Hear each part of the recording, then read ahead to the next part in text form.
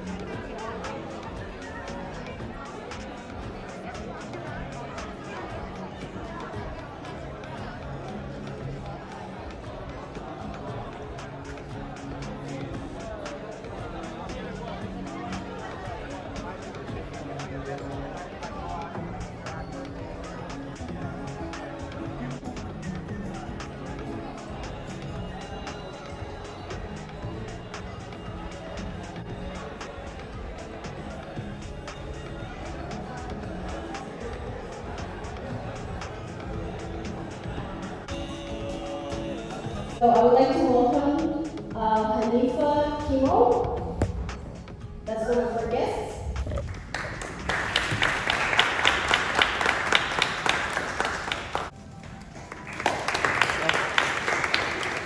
So this is a diverse group that's going to be talking about their background. So they're going to talk and they'll introduce themselves. That's why we left their background. So I'll start with George, who's also one of the founders of Team Oromia, and we'll go and they'll introduce themselves and their stories. So thank you. And currently, You guys have any questions about nursing school or Battle and Celeste wants to see you? The new schooling system here. So if you can kind of highlight a little bit, that would be great. And for the third question is for anybody who would like to answer. Tell us the challenges that you've been through while you're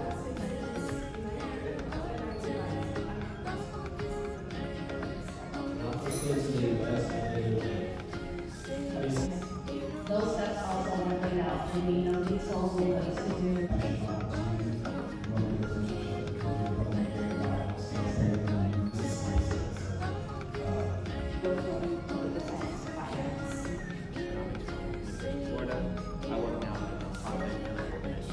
Conversation that happens in our culture, and Kadir as well, who is Amazon.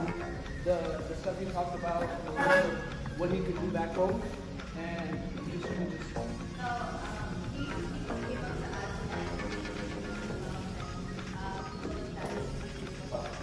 what they do, what kind of resources they offer to the community. that's what I'm younger than you guys. Whatever. I got into cryptocurrencies, I got into Forex, so yeah, that's really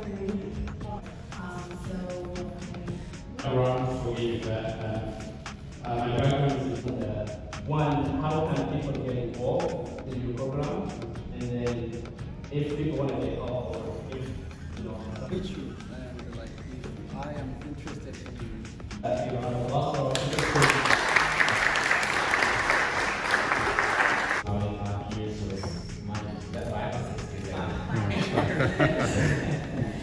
Team Oromia Seattle was established to basically have a network of professionals trying to collaborate to help this community as a backbone. There's a generational gap and different kind of challenges growing up, so a lot of us didn't have this kind of professionals to kind of guide us how we can go about navigating the system here. So we wanted to create that opportunity for students graduating and also into their new career.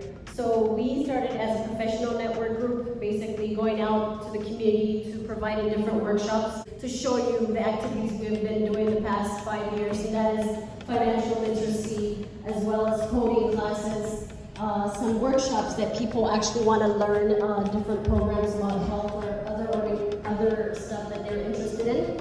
And so most of the things that we've been providing is based on more knowledge or experience. We wanted to bring more experience to the community, to teach them things that probably is not taught at school, or be a mentor for the community. We want them to be part of us when they graduate, to find another avenue, to find a job, and also to encourage them that, you know, there's life after school, and so to be that backbone of this community. And as well as we've been involved in this community in terms of organizing advocacy events, meetings. We also provide media, you know, for any activity in Seattle, as you know, it's Oromia. So we want to make sure that we're serving the media equally without being biased.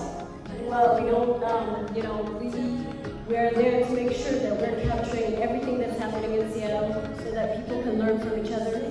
Also, so that we can have harness, you know, a unity that we, you know, Oromo is a very strong society that, you know, honors unity. So we want to uphold that by basically, you know, making sure that we bring people together and also sharing knowledge, giving the trainings that they need to succeed.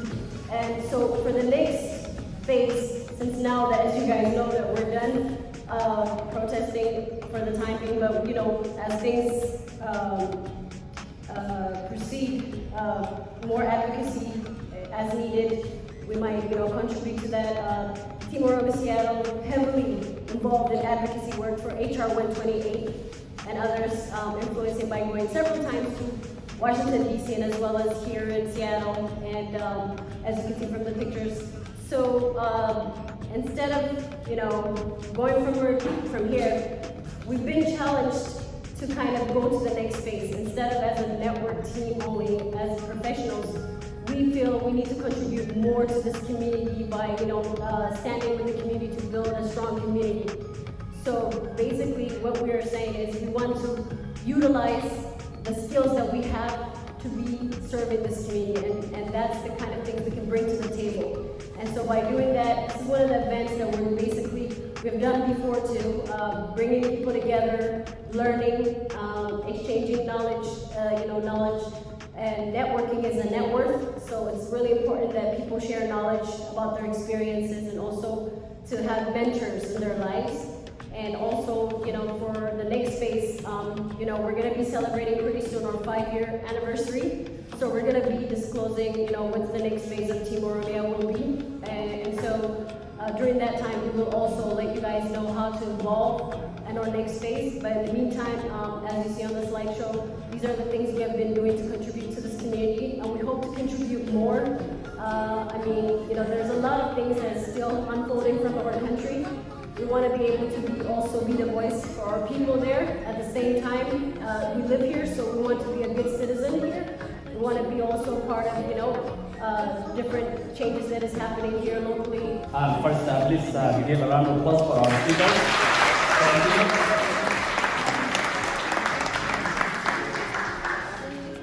So, as you have heard, I know we all have different stories. It's just, the 6 that share their stories. And you can look in the room, we all have stories to share. We all have success stories to share.